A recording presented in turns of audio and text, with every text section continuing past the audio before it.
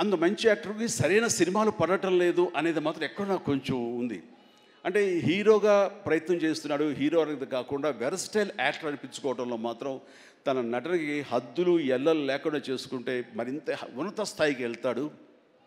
ఆ తర్వాత ఇతను ఏ స్థాయిలో ఉండాలి, ఏ పాత్రలో ఉండాలి, ఏ హీరోగా సెట్ అవ్వాలి ఏంటంటే ప్రేక్షకులు నిర్ణయిస్తారు. దాని ప్రకారం మనం ముందుకు వెళ్ళిపోవచ్చు అంటూ గాడ్ ఫాదర్లో ఎవరో నార్త్ హీరోస్నో లేకపోతే ఇంకో హీరోస్నో బయట లాంగ్వేజ్ హీరోస్నో తీసుకొస్తే మనకింత పొటెన్షియల్ ఉన్న ఒక ఆర్టిస్ట్ ఉన్నాడు, అతన్ని ఆ క్యారెక్టర్ పెట్టుకుందాం అని అంటే కొంచెం రెసిస్టెన్స్ వచ్చింది.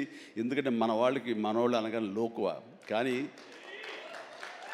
కానీ అతని పొటెన్షియాలిటీ, అతని టాలెంటు అది ఎలాగా డెలివరీ చేస్తాడో తెలిసి నాకు ఐఎమ్ వెరీ మచ్ కాన్ఫిడెంట్ నాకు ఎదురుగా నిలబడే పాత్రలో చాలా అత్యద్భుతంగా చేయగలడని చెప్పేసి ఆ సినిమాలో నేను చెప్పాను కాబట్టి స్ట్రాంగ్గా ఒప్పుకున్నారు. ఇందాక తను చెప్పినట్లుగా తను అంతకంతగా ఆ దాంట్లో రాణించాడు, మెప్పించాడు, ఒప్పించాడు. ద ఫెంటాస్టిక్ పెర్ఫార్మెన్స్ ఇచ్చి ఆ సినిమా అంత ఎత్తుకు వెళ్ళటానికి, ధీటుగా నాకు నిలబడి చేయటానికి తను కారణమయ్యాడు. అలాంటి సత్యదేవ్ నా నమ్మకాన్ని నిలబెట్టాడు. ఇందాక అది ఆ మాట తను అన్నప్పుడు మనస్ఫూర్తిగా దాన్ని నేను ఆహ్వానిస్తున్నాను, ఆస్వాదిస్తున్నాను. అండ్ తనకి ఇంకా ఎంతో మంచి బ్రైట్ ఫ్యూచర్ ఉంది. ఎందుకంటే సత్యదేవ్ లాంటి వెర్స్టైల్ యాక్టర్స్ మనకి తెలుగులో కరువైపోయారు. తను పరిధిని లిమిట్ చేసుకోకపోతే, ఎక్స్పాండ్ చేసుకుంటే బోల్డ్ అయిన అవకాశాలు తనకు వస్తాయి నేను చూస్తాను కూడాను.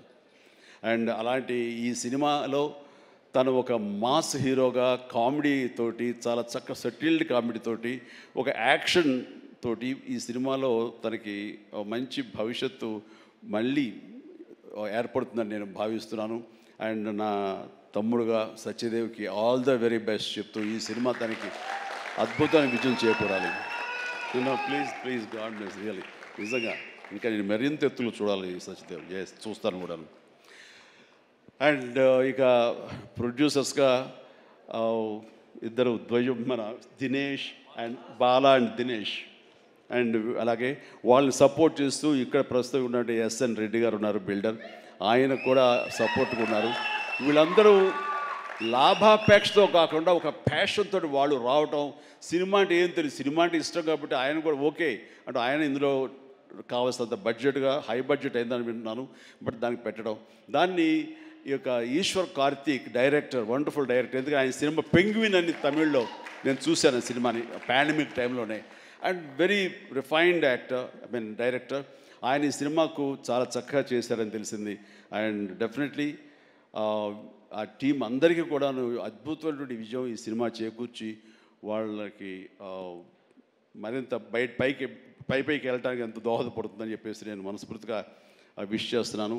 అండ్ అలాగే హీరోయిన్స్ వాళ్ళకి అంటే ప్రతి ఒక్కరికి, టీంలో ఉన్న ప్రతి ఒక్కరికి నా హృదయపూర్వక అభినందనలు తెలియజేసుకుంటూ నాకు ఈ అవకాశం ఇచ్చేందుకు ధన్యవాదాలు తెలియజేస్తున్నాను.